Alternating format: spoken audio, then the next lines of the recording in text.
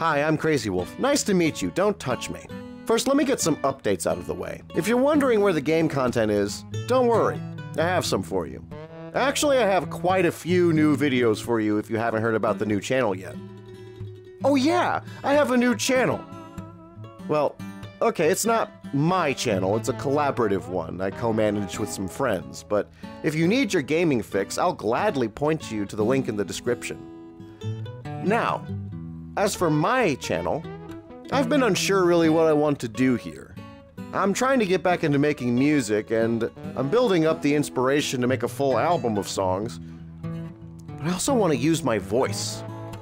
Some people say I could work for radio, and that I have that kind of voice. I don't believe them, but I got thoughts and feelings and a camera, so here we are. Now, while I love many movies, science fiction as a genre has always fascinated me. Hell, I even like the bad ones sometimes. So you can come into this video relieved that you're not going to hear the same thing you've heard a million times from a million other people. See, I don't really get paid for this, so I don't care if I make the professionals cringe. I'm just here for the fun of it. But I don't like to throw disrespect around either, because I'm the nice guy pirate. Well, I am today. So what movies are we going to watch? Where do we even begin? Well, at first I thought that going through the Alien franchise would be fun, but I wasn't sure if I wanted to review them in order of when they came out, or in chronological order. I ended up deciding on the former, since that's how everybody had to see them, so it would make more sense, and it would be more genuine to do it by order of when they were made. So today we're going to take a look at Alien. Let's get started. Alright, it looks like we got some cool atmospheric lines that are slowly forming into the film's title. See, there's a reason everybody remembers this scene, and it's mostly Hang on a second. Dan O'Bannon. I've heard this name before. Where have I heard this name before? This mission was falling apart since Commander Paul died. Doolittle treats me like an idiot.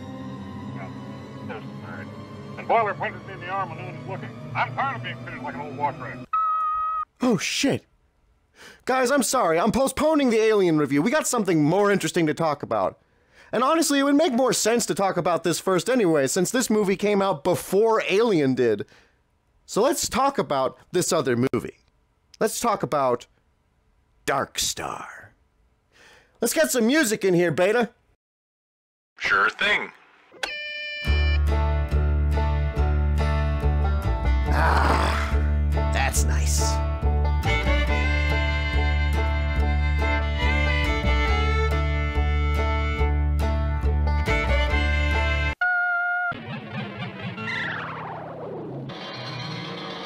Sounds like Bryanston found some new buttons on his Yamaha. Oh, okay, I'm sorry, I'm paying attention now. It looks like the scout ship Dark Star is getting a transmission from Antarctica. Let's see if we can get an image.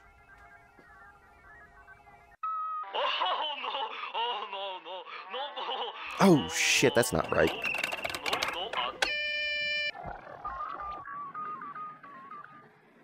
Yeah, that's better. So this Air Force looking guy explains that the ship's last transmission was broadcast all around the world and that it got great reviews. So we've just established that this is a well-known operation. So there is transparency being provided to the public. Of course, I always like to question how transparent they are. I mean, just because they're telling you some things doesn't mean they're telling you everything. He also explains that there's a big time delay between transmissions, and that he gathers they're about 18 parsecs away. For those who don't know how long a parsec is, it's roughly 206,265 astronomical units. And one astronomical unit equals the rough distance between the Earth and the Sun, which I think the agreed upon estimate is about 150 billion meters per one astronomical unit. They're a long ways from Earth. The guy continues, though, and points out that there's a radiation leak on the ship, and that their commander, Powell, apparently died on board. There was a week of mourning on Earth, with flags at half-mast. He then says that the Earth is behind them, then immediately follows all of that up by denying their request for radiation shielding, something that we spacers consider a priority. See, I like space travel, but I'm not really a fan of my balls literally falling off. I don't know how true that is, but you think I'm gonna test that on myself? Hell no. I hate to send bad news when you guys are up there doing such a swell job, but I think you'll take it in the proper spirit. This is the red flag statement your boss makes when they're about to fire you. Now, apparently the reason they can't send them the radiation shielding is because they're too far away, and due to cutbacks in Congress, they can't afford to send a shuttle there. Even in the future, the government can't get its act together. And this movie was made in '75. I'm impressed how little has changed. He ends it off by saying, "Keep up the good work, men," which is just insulting. Their commander just died, and you don't even care. You're just pretending. Even the way he speaks in this feels like he's reading a script that was provided to him. It's bad acting, but I'm pretty sure that's intentional by the movie, so it's actually great. I'm detecting those corporate overtones in the delivery. And there she is, the Dark Star. This is a rather unremarkable ship. In fact, it only has one Capula module on it and no windows. I'd say it's like the ship in Lethal Company, but in Lethal Company, you don't even get a Capula module, it's just a metal box. Well, it looks like the ship just arrived in orbit of a strange new planet. And what's the first thing we hear from the crew?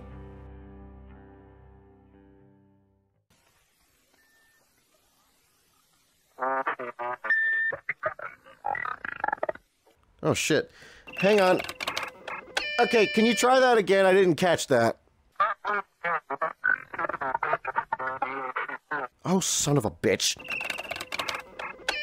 Can you please say that one more time? It's just, I don't know, solar flares, maybe. I said I'm trying to reach Talby. Oh! Right! Talby! Of course! Who the fuck is Talby? Here we get introduced to the crew and see exactly what it is they do so far out in space. We have Talby, who works up in the Capula module. Lucky guy. I think some people would have a mental breakdown if they look into the void for too long. The rest of the crew is whispering that sweet, sweet technobabble into my ears. Then we are revealed one of the biggest red flags I've ever seen in film history.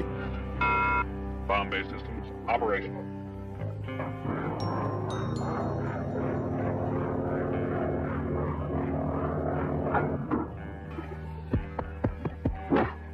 Sergeant Pinback calling bomb number 19. Do you read me, bomb? Bomb number 19 to Sergeant Pinback. I read you. Continue. I about spit out my Sprite. The fuck is this shit? AI has gone too far! So yes, the bombs have a level of awareness and are capable of speech. What could go wrong with that? 18 parsecs from Earth! Well, they're getting ready to drop the bomb, and just when I thought it couldn't get any worse, Sergeant Pinback drops this line. You wouldn't happen to know when you're supposed to go off, would you? You mean you don't know?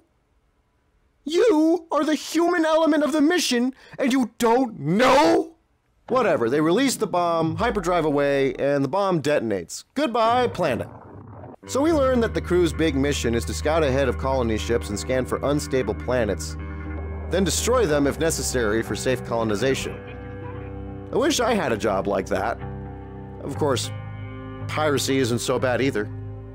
The crew banters for a bit, and Boiler, the guy with the very 70s mustache, points out that there's a sector with a 90% possibility of harboring intelligent life. Interestingly enough, this happened to them before, and the current commander thinks it's a load of shit. Apparently last time this happened, it was a 99% probability, but all they found was this thing they described as a vegetable or a balloon. I point this out because I found the exchange very fascinating. It shows the experience this crew already has working in deep space. These aren't your typical farm boys. These are professionals.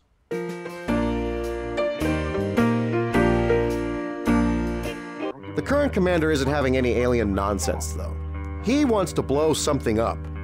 Pinback discovers a brand new star, but points out that all the planets are stable. He asks the acting commander about what he's gonna name it, but the commander really doesn't care to. This upsets Pinback, and I think I can understand Pinback's frustration here. He's the only guy trying to keep up morale in this sardine can, and nobody appreciates him. Something I find highly relatable. I like Pinback. Boiler then detects an unstable planet in the Veil Nebula, so off they go to blow it up. But not without some tunes. Let's have some music in here, Boiler. Sure thing. Now I'm worried about playing the music in the video, but the song in the opening titles was actually written by John Carpenter. Yeah, now's a good time to mention this is a John Carpenter film, but this one is special. See, Dark Star was a student film, very low budget, but very imaginative. And as we dive into it further, you're gonna see what I mean. Now the acting commander, who I can't think of the name of right off the top of my head, is entering a video into the ship's log. Pinback interrupts, wanting the commander to address the issue of exploding seats, since that's what killed Commander Powell, apparently. And Pinback's chair is right next to Powell's old chair. Remember this detail for later. Now I thought it was bad enough that Pinback had to interrupt the commander to remind him of that, meaning that the commander just doesn't care about it that much, despite killing a man. I really got an idea of how bad it was when he mentions that there was apparently a self-destruction in one of their storage areas, and it burned all their toilet paper. This situation sounds like an itchy, dirty nightmare. Their voyage to the nebula appears to be going well. Since they're already on course, the crew minus Talby bop to some tunes. But, uh-oh. I haven't encountered one of these before. It's an asteroid storm. These things are dangerous. They're asteroids that are held together by electromagnetic energy, which causes a lot of space lightning. The computer is nice enough to turn off their music to let them know that it's coming. She takes her time explaining it, then ends it by saying they've got 30 seconds to get ready. I think the look on their faces says it all. Lock gravity system. Gravity lock. Activate after activate energy shield. Energy shielding activated. Gravity. Confirm. Roger tracking. But without hesitation, the crew gets the shields up in less than 10. Professionals! Into the lightning soup we go. The Dark Star is pretty tough to be able to handle something like this, but uh-oh, something broke. Uh-oh, Bomb 20 just woke up. Bomb 20 says he's received the order to detonate, but the Dark Star convinces him that it's just a mistake. Bomb is contentious, but ultimately agrees and returns to the bomb bay. We got lucky now, but something tells me we haven't heard the last of Bomb 20. The crew make it out of the storm and everything returns to normal. The computer says that there's been a malfunction, but it can't identify the problem. So it says it'll come back later with the details. The crew decides to rest, but apparently something blew a hole in their sleeping quarters a while back, so they're sleeping in the food storage locker, because they're too lazy to patch up a lousy hole. My boy Pinback wants the crew to have a decent place to sleep, but none of them appear to be team players. Guess they'll make do with this instead. Though I will admit, they did an okay job on the food storage locker. But if you have the energy for this, one of you has to have the energy to suit up and fix a damn hole. If this was my crew, I'd make them patch it up at blaster point. I like my ship airtight. At least they seem to know how to make the best of things here. Looks like Pinback likes to have fun, but I don't think the acting commander likes having a rubber chicken waved in his face. Damn it! You know, come to think of it, I think most people would have the same reaction to that. Looks like the commander fancies himself a musician. Musicians make great ship captains. I should know. I am one. Check out my Spotify later. Also, what a creative little scene. Remember, this is a student film. The commander makes his way up to the Capula module where Talby is sitting. He brings him his breakfast, and then they talk for a bit. The commander tries to convince Talby to step out of the Capula module and hang out with the crew, but Talby is more interested in staring at the abyss. People like him are perfect spacer material. Talby then brings up that on their way to the Veil Nebula, they might encounter the Phoenix asteroids, which is apparently a cluster of asteroids that orbit the universe every few trillion years or so, and they apparently glow with all the colors of the rainbow. And then Talby's brain starts shutting down thinking about it. Phoenix asteroid. The commander then goes on about how he used to live in Malibu, and that he was a great surfer. I'd believe him. People who live close to the ocean tend to be pretty good at surfing. I don't think the Midwest has very many good surfers, though. Sorry, Midwest. You're apparently not cool enough to ride the waves. Meanwhile, Pinback is relaxing on a fold-out chair. Honestly, when you consider the cost of launching things into space, folding chairs wouldn't be such a far-fetched idea. Of course, you would need artificial gravity for them, but yeah. Boiler then enters, and it looks like he's got the lid to the heating unit? Why does he... Oh god. Boiler? Put it away. Boiler! Pinback, do something! So Boiler uses the lid to the heating unit as target practice, because he's bored. Relatable, but still a tremendously horrible idea. That's dangerous. Yeah, that is dangerous. Well, the computer chimes in and says Pinback needs to feed the alien. If you recall, they actually found one. And it seems like they've brought it on board. Well, I guess that was Pinback's idea. Huh. You know, this would be like if you were playing Lethal Company and someone thought that the hoarder bug looked cute, so they brought it back to the ship to keep as a pet. Yeah, see how long that lasts. There he is. The alien that looked like a balloon. Or a vegetable. I brought you on the ship, I thought. It looks like a balloon vegetable. Well, Pinback isn't happy about the alien being on board, and unfortunately, he's had enough of it. He resumes feeding it, though, but he also forgets to close the door. Yeah, it gets out.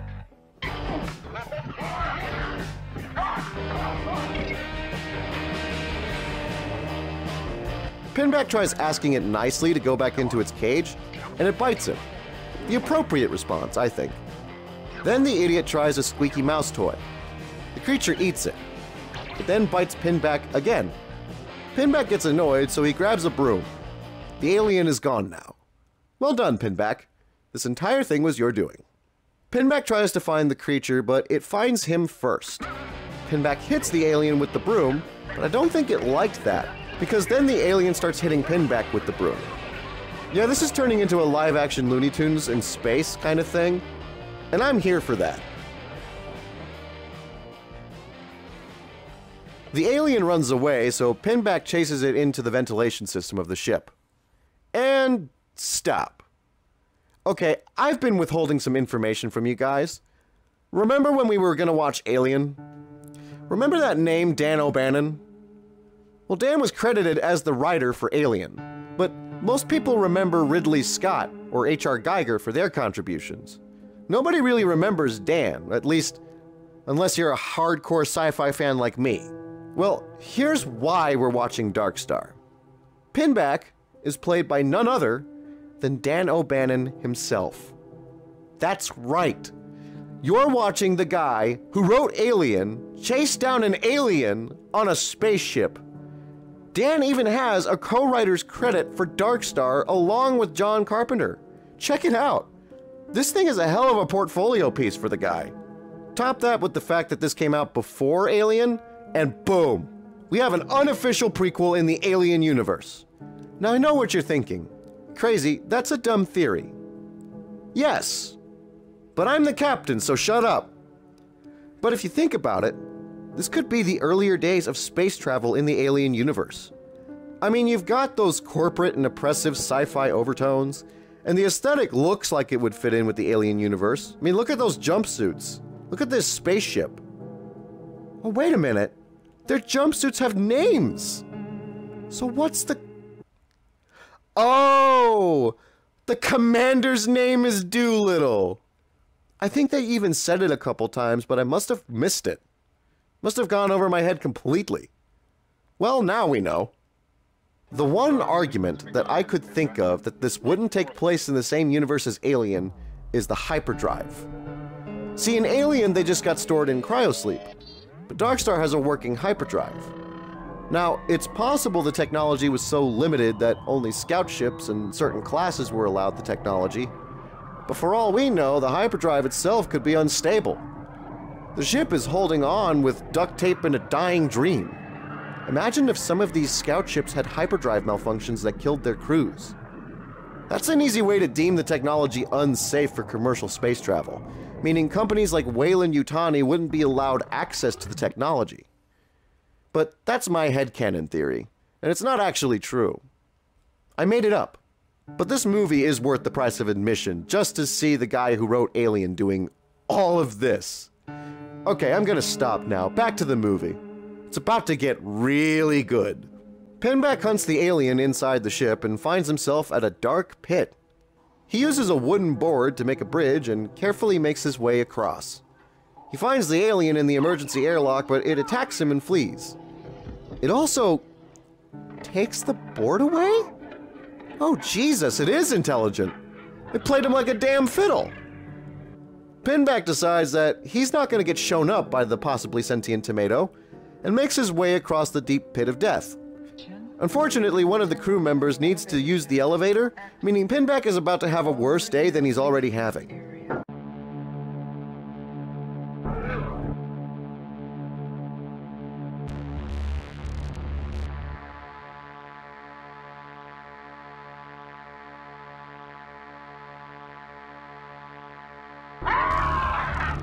I don't think Pinback likes heights. He makes his way toward the tomato, then kicks it a couple times. It doesn't like that, so it attacks Pinback. Hang in there, Pinback. Oh, not like that! That's worse! Oh my god! Oh my god, is it tickling him? It wants him to let go. That thing is trying to kill him! Killer tomatoes from outer space! The tomato stops, fortunately, but things get worse when the forklift with the flat on it starts rolling down the hallway towards Pinback. I mean, the elevator is descending. Sorry, guys, I didn't mean to ruin the magic. But my filmmaker brain loves to notice these things. It's cool what tricks you can accomplish with a camera. So the elevator descends, and Pinback makes out with it, before getting knocked off the ledge again, now holding on for his life at the bottom of an elevator. It then starts going up, and I start wondering who's using the elevator. You used it to get down, so is someone else going up? I don't think they're that busy on the ship. The tomato makes its way back to the emergency airlock and approaches that exposed panel from earlier. Is it tinkering with the laser? Wait, how does it know to do that? Does it know what it's doing? Huh. Maybe it doesn't know what it's doing. Well, Talby wastes no time noting that he's getting something weird on the readout, as Doolittle sits there like a confused child. These actors are really selling the vibe that they're dead inside, and just aren't fazed by this crap anymore. These are what real spacers are like, especially the ones that go on long hauls. You gotta respect those people. Well, I guess tripping the laser has convinced Bomb 20 that he received the order to detonate again. The Dark Star tries talking him down again, and I can't believe I referred to the bomb as a him. Regardless, we get this epic clapback. It is an error. Oh, I don't want to hear that. Nobody in this universe thought to themselves that maybe the bombs shouldn't have the ability to disregard the ship's orders. This is a concerning revelation. Actually, can I be honest with you?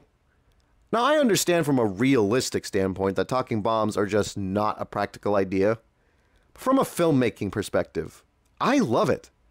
See, this is what movies are made for. What if we shrunk a submarine down to the size of a molecule and injected it into the human body? What if we had the ability to travel back in time in a fancy car that did this thing with the doors and shit? You know, what if the bomb could talk? It's outlandish, but you can't deny that it gives this movie a much-needed personality. I've always been a fan of the talking vehicle trope, like Kit from Knight Rider. Well, now we got a talking bomb! And I love him! Are there any other talking bombs in media that I don't know about? Let me know in the comments, I'm genuinely curious. Back to the movie, Bomb 20 reluctantly accepts the computer's alibi and returns to the bomb bay as instructed. Hopefully that whole disregarding orders thing won't come up again for the sake of our crew of sad men on a gray spaceship. Talby suggests that they investigate and repair the damage immediately, as it could be a vital system. Doolittle says that he misses his surfboard, and I had to pause the movie. It's no wonder they sleep in the food storage locker. Their acting commander has surfing on the brain. Oh yeah, Pinback. You know, this image is how I'm doing mentally most of the time. I'm scared, screaming, clinging on to life, but it's trying to shake me off. Oh wait, Talby and Doolittle are still in the cupola? So the only other member of the crew that could be using the elevator is Boiler. Is Boiler trying to kill Pinback? Well, I don't know. Boiler has been established to be a bit of a loose cannon on a spaceship, and we know he likes to step on Pinback's authority. Remember, Pinback is a sergeant. He holds some official authority, but he's also the most disrespected member of the crew, and Boiler likes to remind him of that. With that in mind, though, I don't think Boiler would want Pinback dead. Mostly because he gets too much enjoyment from taunting him. I mean, you wouldn't want to get rid of your only entertainment 18 parsecs from Earth. It gets boring out here. So we can rest assured that Boiler isn't trying to kill Pinback. Instead, I like to imagine that maybe Boiler just gets bored and likes to ride the elevator. Pinback was just there at the worst possible time. Well, we're going to see how well that theory holds up in a minute. Also, look! You can see the board he's laying on to make it look like he's hanging down from it. It's not a complaint. I just think it's interesting. I love creative ideas like this. Better than actually having your actors hang off a real elevator, that's for sure. Remember, safety should always be a priority when filming, so I'm proud of them for doing that. Pinback finds a panel above him with 4 pins. He carefully undoes the pins, then pulls himself up to encounter Boiler, who actually isn't in the elevator. Wait, what? Why is the elevator moving? If it's not Boiler, literally who is... Oh my god. Is the ship trying to kill him? Is this all the tomatoes doing? What the hell is going on? Pinback is stuck in the floor, and despite his best efforts, he's stuck there. The elevator continues moving on its own, which is just crazy. And I know crazy. Out of ideas, Pinback reaches for the emergency phone in the elevator, where he utters my favorite line delivery in the whole movie. Help! I'm sorry, this telephone is out of order. Oh my god, the ship is trying to kill him. But why? What did he do to the Dark Star to deserve this? For your listening enjoyment, we now present The Barber of Seville by Rossini. It's just playing with him at this point. Pinback is having the worst possible time right now. Pinback puts the elevator into cleaning mode. This stops the music, at least. The computer walks Pinback through the process, instructing him to remove the panel in the floor. Now we see what he's trying to do, and I'd say that it's genius, but he forgets an important detail. Don't worry, if you haven't figured it out yet, it's going to become obvious really soon. The computer says that to remove the floor panel, he needs to press button number 1, which is literally the furthest button away from him. My god, this computer is trying to kill him. It's doing this on purpose. Well, Pinback manages to hit the button and sits back ready to have the last laugh. Automatic charges will now blow the explosive bolts in the floor plate unit. Remember that crucial detail I mentioned would become obvious? Is it obvious yet?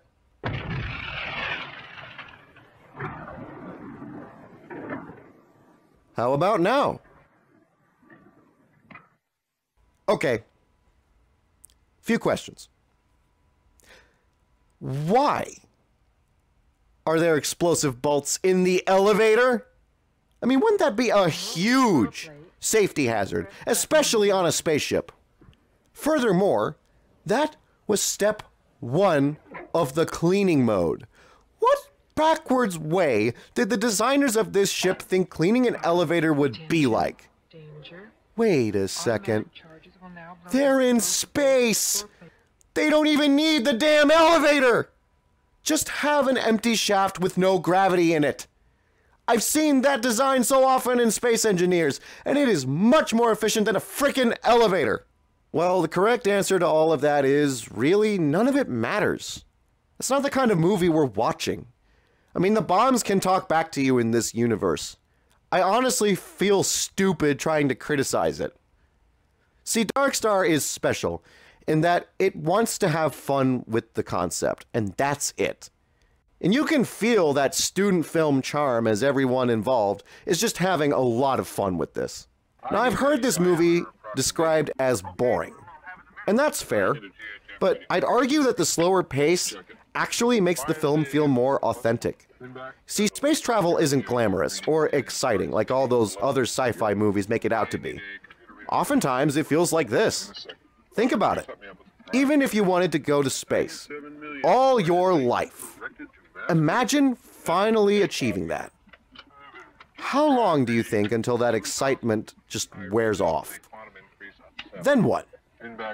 Well, you end up like one of these guys. I'd probably wind up like Pinback, honestly, just less of a loser. Sorry, Pinback, you are kind of a loser here. There is no denying it now. The only way to prove you're not a loser now is to get that tomato. Pinback grabs the tranquilizer gun as militaristic snare drums play in the background.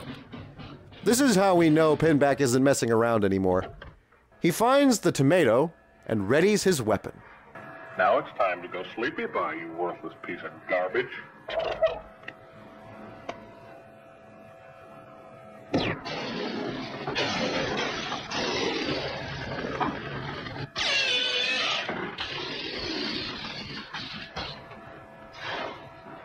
Oh yeah, the director knew it looked like a rubber beach ball. Might as well embrace it, and I have to admit, I couldn't stop laughing at this. The crew is getting dinner as Pinback tries to tell the story of his adventure in the elevator shaft. They don't care though, as expected, so Pinback just gives up. Doolittle grabs some ham for everyone since they're all sick of chicken, and Pinback asks about the possibility of intelligent life in the Vale Nebula. Doolittle really doesn't care about any of that though. Talby makes his way to the computer room. Meanwhile, Pinback tries to tell the story of how he ended up on the Dark Star. A great opportunity for character development. Except, Boiler is pretty sure he's heard this story about 4 years ago, and mentions that to Doolittle. Doolittle says that Boiler is wrong, and that Pinback in fact told the story 4 years ago. Actually, if you listen to the story, you realize something even more terrifying. To summarize, Pinback was always an astronaut, and one day, a fellow astronaut just snapped. He took off his spacesuit and jumped into a vat of liquid fuel. Now Pinback put the other guy's spacesuit on and was intent on hopping into the vat to rescue his fellow astronaut. But somebody that was in a hurry instructed Pinback to get ready for launch on the Dark Star. Now all of this sounds fine, until he mentions that he tried to tell that guy he wasn't Pinback, but he couldn't hear him with the helmet on. Now things start to become clear. Pinback isn't Pinback at all. This is why he's not a very assertive sergeant, because I don't think he actually is one. Pinback is not only being referred to by a name that isn't his, but is on a spaceship that he isn't even supposed to be on. 18 parsecs from Earth, everybody! Here's a theory. The real Pinback didn't want to go on the Screaming Metal Death Trap, so chose to kill himself in a vat of liquid fuel. Probably because he knew this thing was a Screaming Metal Death Trap. I mean, for all we know, he was successful, because our Pinback doesn't mention saving the astronaut. In fact, our Pinback didn't even make it to the vat in the first place. For all we know, the real Pinback is dead. Well, the guys who assigned Pinback probably didn't want to file a big report on why Sergeant Pinback was dead, and instead forced some random nobody astronaut to be his proxy. The rest of the Dark Star crew doesn't seem to notice this or care though, because not once do they ever ask for his real name. They just call him Sergeant Pinback. This is just accepted, and to be honest, they look and sound very tired, so I can't really say I blame them. Back in the computer room, Talby runs a diagnostic of the ship's systems to find out about the damage. Talby is honestly the best qualified crew member aboard, if you ask me. Talby discovers that the problem is with the laser in the emergency airlock. Talby informs Doolittle via radio about the problem, and says that he's going to suit up to find out what's going on. Doolittle tells Talby to keep him informed if he finds anything, and Boiler asks why Talby never hangs out with the rest of the crew. I think Pinback could explain that for you best, Boiler. Boiler then asks what Talby's first name is, and Doolittle responds with this.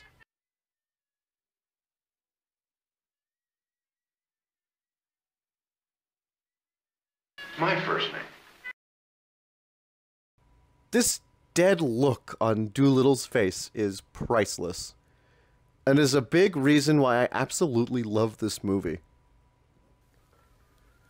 In the next scene, Pinback sits alone in this computer room, and pulls out what can only be described as a prototype floppy disk for a Nintendo 64, labeled My Diary. Now we get to see who Pinback really is. Turns out his name is Bill Frug, I think. I couldn't tell just by listening, and my copy of the movie has bad subtitles. I heard Bill, though, so we'll refer to him as Bill from now on, since nobody else will. Bill was a fuel maintenance technician, which, given the fuel vat story, checks out. He complains that Pinback's uniforms don't fit him, and that the underwear is too loose. He wants to return to Earth, but I think we all know that doesn't happen. The next part talks about Commander Powell's death. So apparently they activated the hyperdrive, and everything was fine until they exited hyperspace, and apparently a malfunction occurred when the commander's seat magnet blew off and killed him. Oh ho ho! Hyperspace kills in this universe! Perhaps my hyperdrive theory is correct. Maybe the technology does get banned from commercial use after this. I'm not even gonna explain this next part. It should just be enjoyed.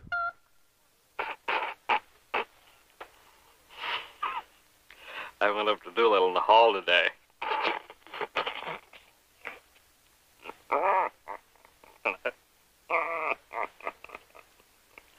And I said, Doolittle? He said, I said, well,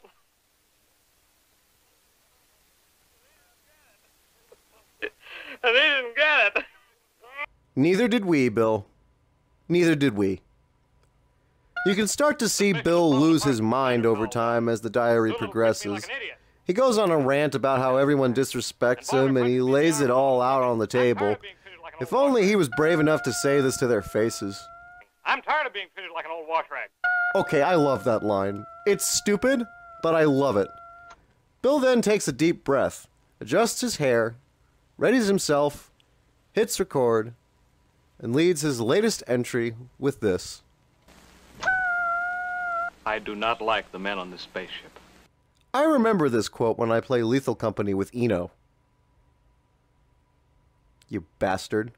He's upset this time because nobody wanted to listen to his story about the guy who jumped into a fuel vat, so he feels personally attacked by this. Honestly, I can't say I blame him for feeling that way. Bill's been dealt a tremendously bad card with the Dark Star mission. Last week was my birthday. Nobody even said happy birthday to me. Someday this tape will be played and then they'll be sorry. I want to give this poor man a hug. If he didn't probably smell like grease and sweat. Do they have working showers on the Dark Star, or were those in the crew quarters that nobody wants to fix? Whatever, moving on. The computer has realized the source of the problem and attempts to relay the information to the crew. We also learn here that the laser is used to signal the release mechanism for the bomb. If the laser malfunctions, the bomb can't drop. Oh no. Oh no. Well, at least the crew has been made aware of the situation. Thank you for observing all safety precautions. There is no fucking way this can happen, right? Okay then, they slept through all of that. No, great, perfect. Remember when I said that these were professionals? I lied. They're all idiots. One of them is named Bill and isn't even supposed to be here. How does the computer not realize they're sleeping? Even in the future, nothing works!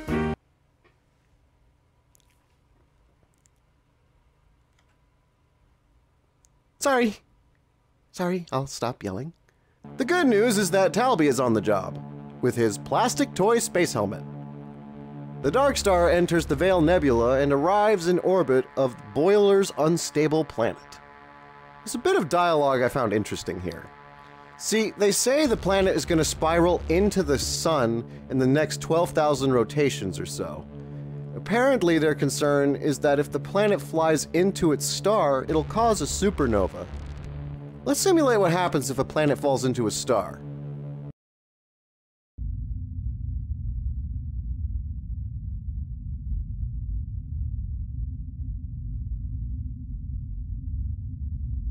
Boo! Bomb 20 receives the order to prepare for detonation and lowers into position. The crew confirms their intentions with Bomb 20, who is eager to fulfill his singular purpose in existence. The last 2 times were mistakes, but this time is for real. Talby is in the emergency airlock trying to fix the laser. He's also wearing a muffin tin. Did I mention I love this movie? I don't know if I mentioned that yet. Talby realizes the problem and attempts to inform Doolittle. But Doolittle is too excited to blow up a planet that he tells Talby to be quiet. Doolittle may come to regret this decision. I mean, Doolittle straight up turns off Talby's radio. He's having none of it. He's in the gamer zone now, about to pwn this new planet off the server. Yes, I said pwn. If you know, you know. Bomb 20 is instructed to arm himself and he complies. He's set to go off in 20 minutes. Talby is still in the airlock and the computer warns him that the laser will go into test mode. He's instructed to stand clear and Talby does so. He's not in a comfortable place though. If you've ever been in a spacesuit, they can sometimes feel stiff, and depending on the manufacturer, they can also make balance in normal gravity very difficult. Our spacesuits are custom built by a guy I know on Tortuga. The planet, not the island. Nice place. Maybe I'll send y'all a postcard sometime. The crew continues their procedures for Bomb 20's big moment. But Talby decides he's going to attempt a repair while the test mode is active. Probably won't result in anything bad.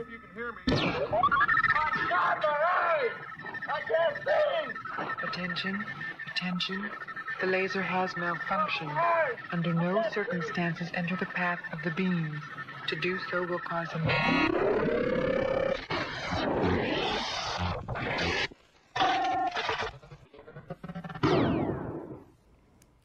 This can only mean good things. Oh, right. The laser is for the release mechanism. The thing that drops the bomb. The bomb that has been eagerly awaiting his destiny to explode. Isn't being a spacer great? Well, they try again, but negative drop. So the crew of highly trained astronauts work together to come up with a practical solution.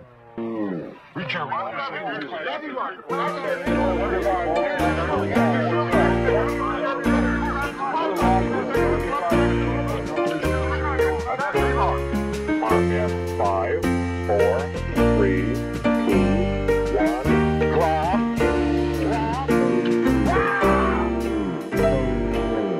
I can't believe I called these people professionals. Talby is out cold, meaning the mission is basically over. The only competent member of the crew is incapacitated. I mean, what's the rest of them gonna do? Is Doolittle gonna wow it with his surfing skills? Will Bill Not Pinback demand it wish him a happy birthday? It's done. They're dead. Nobody here knows what to do. Doolittle commands Bomb 20 to cease and desist, but Bomb 20 doesn't need permission to be spontaneous and resumes the countdown, disregarding orders. Boy, the manufacturer of this bomb has some egg on their face. Oh yeah, so the Dark Star says that it sustained heavy damage and that it can't drop the bomb. It managed to make it to where the detonation could be confined to a 1-mile radius, but it's the only thing it can do. The rest is up to these clowns. Doolittle comes to the conclusion that the only thing he can do is ask Commander Powell, who, if you recall, has been dead this whole time. So, is he gonna commune with his Force ghost or something?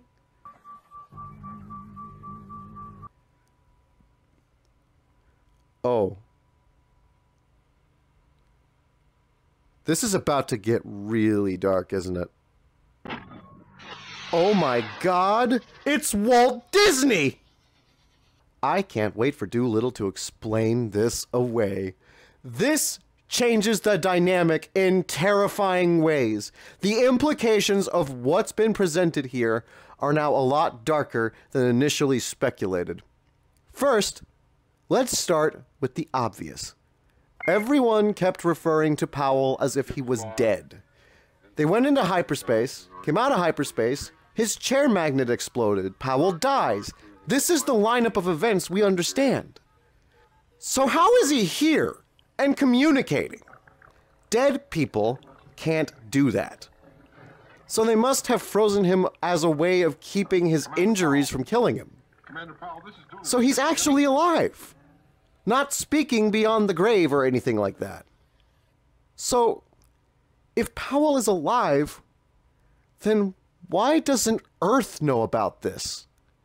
Remember that the Air Force guys said that there was a week of mourning on Earth for Powell. If people know you're alive but in critical condition, they'd be sending get well soon cards, not mourning a loss. The only way Earth could get the wrong information is if somebody on the ship lied about the death. But who and why? Harder to answer. Meditate on this. We will. So, let's look at our suspects. Doolittle. He was made acting commander of the Dark Star after Powell was incapacitated. Though he might seem a prime suspect for this reason, he has a few good alibis. First of all, he can't even remember his first name. Secondly, he's distracted. Easily distracted, and not really what I would consider commander material. But his biggest saving grace is that he actually seems to hate being in charge. Doolittle strikes me as an introvert, so I don't think he's actively looking for leadership positions, let alone willing to kill for one. Based on this, Doolittle is most likely innocent. Talby sits up in the cupola all the time and really strikes me as an introvert. But he doesn't seem like a killer. Even if he did, I just don't know enough about him to really say that he even has a motive to go after the captain. If anything, he seems pretty well suited for this type of long mission. Come to think of it, so is Doolittle. Okay, so what about Boiler? We don't know much about him, outside of his enjoyment of annoying Bill not Pinback. And that he's crazy enough to shoot a laser on a spaceship for fun. I'd say Boiler would be capable of murder, but we're still lacking any real motive. At least until we get to Bill. Let's talk about Bill.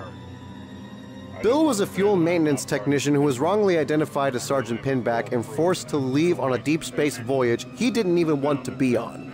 Despite his best efforts to explain that he doesn't belong on the Dark Star, he is ignored and his pleas to return to Earth fall on deaf ears. Let's set the scene. Think back to the diary for a moment. The first entry is of Bill explaining his backstory and pleading to go to Earth. It's clear from the movie that he never goes back, so what happens in the next entry? Well, he acts surprised about the death of the commander, who was conveniently sitting next to Bill. That simple fact puts him right there at the crime scene closest to the victim. I told you to remember that detail.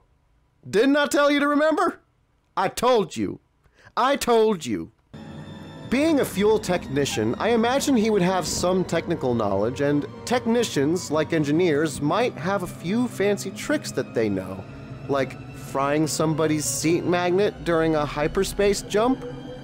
It then takes no effort to say that the Dark Star's hyperdrive was the one responsible for the death. And they'd probably believe it based on the ship's current track record. But why? Why would Bill do this? Well, it's simple. He wanted to go home. And he was being ignored. Bill would need a drastic event to occur that would force the company to recall the Dark Star. Perhaps he believed killing the commander was the best way to make that happen. Obviously, the attempt didn't go well, and being too squeamish to finish the job, instead put the commander in cryo, and lied to Earth, saying he was dead. Earth, being unable to investigate this properly, have no way of knowing that Powell is actually alive. So Bill is guilty. and the others are innocent, right?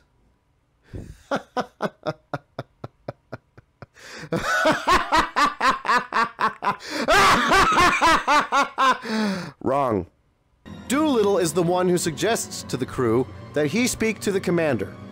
Nobody asks why Doolittle wants to talk to the dead commander, because they know he's not dead.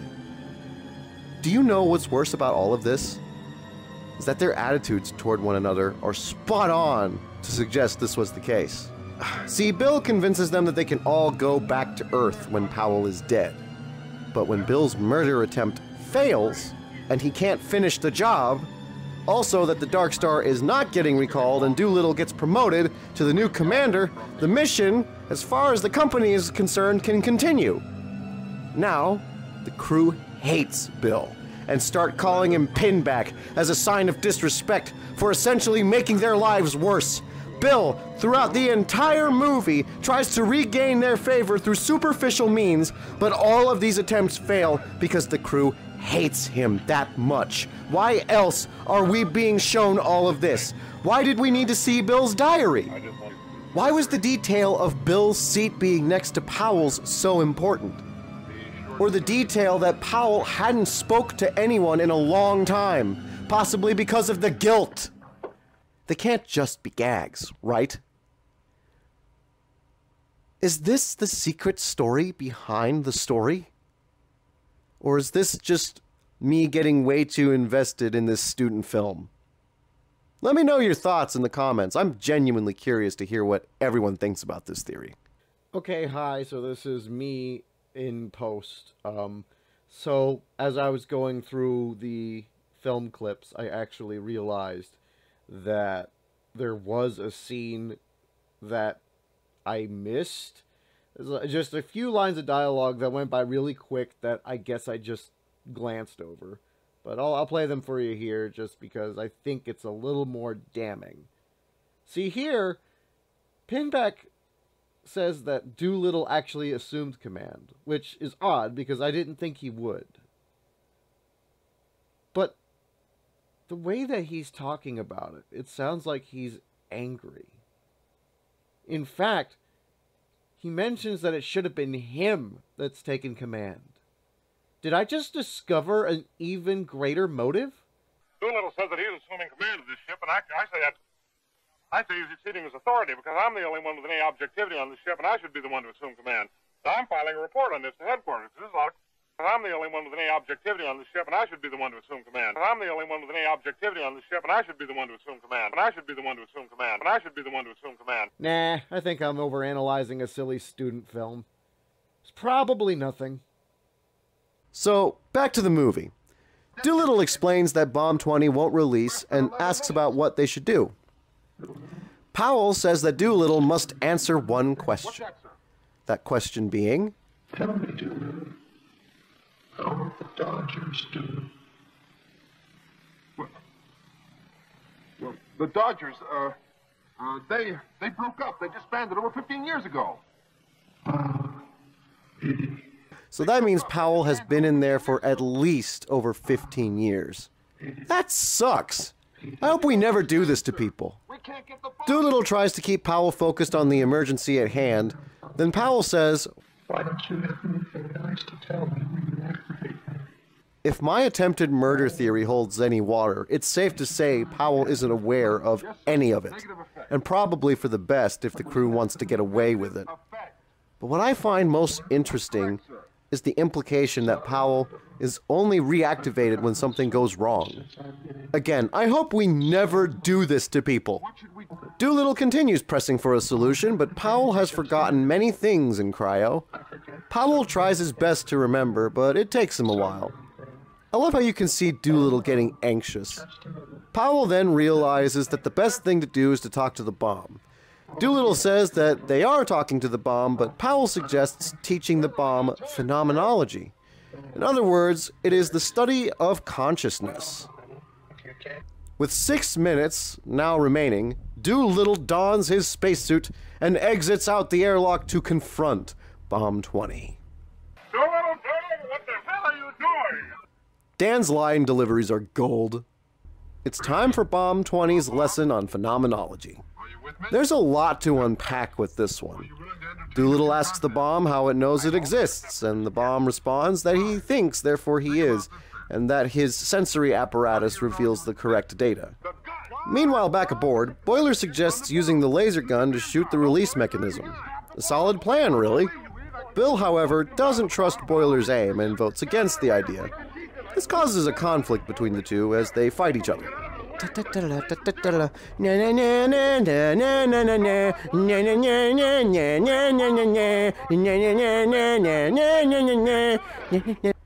Doolittle is giving the bomb its lesson, stating that Bomb 20's sensory data is nothing more than electrical impulses transmitted to the computer's brain. Bomb 20 postulates that this means he really doesn't know anything about the outside world at all. Things seem to be going well, but the bomb is gonna bomb, and he still hasn't changed his stance on that. Bill and Boiler continue fighting over the gun. It's all harmless until Boiler pulls the trigger. Bill changes his tone quick. You could have killed me. Yeah, that's justified. Back outside, Doolittle convinces the bomb that it wouldn't want to squander its one purpose on the basis of false data. From here, Doolittle continues to boost his argument, basically gaslighting the bomb. The bomb picks up on the concept faster, though, and uses Doolittle's own logic against him. Doolittle continues to gaslight the bomb until Bomb 20 decides that it needs to think more about this. I have no proof it was false data. I have no proof it was correct data. I must think on this further.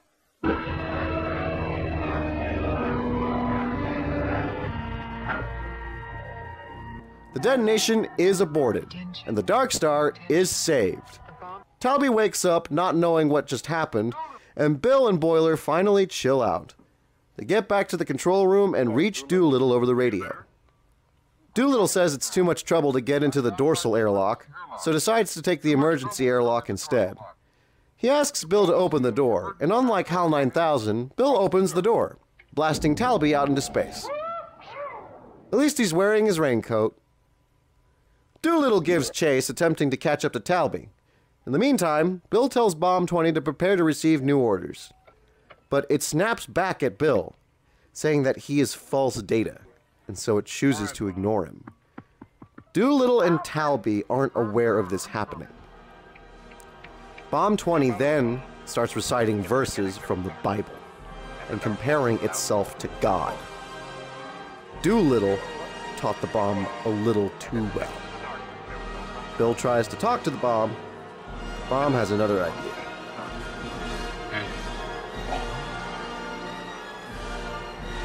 Let there be light.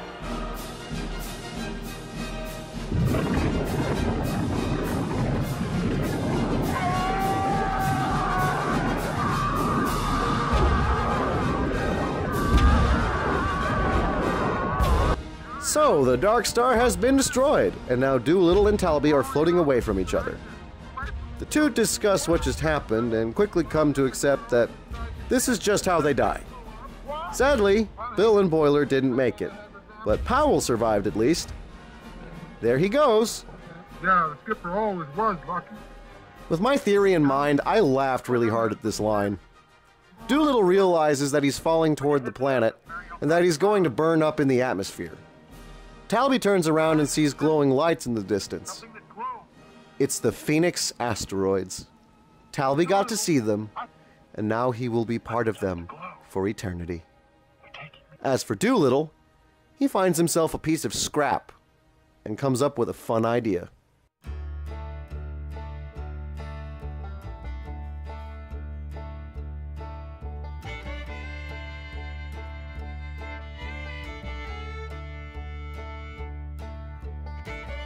It's not Malibu, but it'll do. And with that, Doolittle falls into the atmosphere, burns up, and the Dark Star, along with its crew, is destroyed. The end of Dark Star. Made in Hollywood, USA.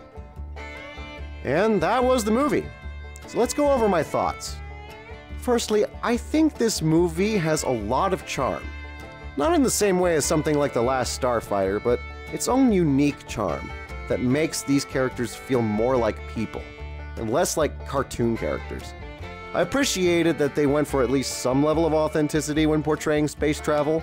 Like, yeah, it's not a glamorous lifestyle when you think about it. It's spectacular on your first venture, but the magic dies pretty quick after a while. And if you're cooped up for too long, you'll end up like these guys. What's Doolittle's first name? We don't know. Neither does he. But because of the low-budget nature and some dated visual effects, I don't think this film will be for everyone. But if you want to profess yourself as a science fiction nerd, this is mandatory viewing as far as I'm concerned. But you're not me, so you might disagree. Nevertheless, it's a piece of film history that has intrigued me greatly, and it's taken me on an interesting journey. If you really like science fiction, or just want to see the guy who wrote Alien chase an alien on a spaceship, this is something you should give some time to. Of course, I basically explained the story and threw in a theory for good measure, but I mean, that's what the spoiler warning was for at the beginning. If you chose to ignore it, that was your decision. So thank you guys so much for watching. If you liked this, please let me know in the comments because I do read them. Also, you should probably hit that red button down there and maybe the bell next to it. I don't know what they do, but I mean, might as well. It might be fun to find out, right? Go ahead, push it. Press it. What are you waiting for? Do it. Oh, you're not gonna do it? Okay. Then get off my ship. Lousy, no good freeloading piece of garbage. Are you still here? Get out!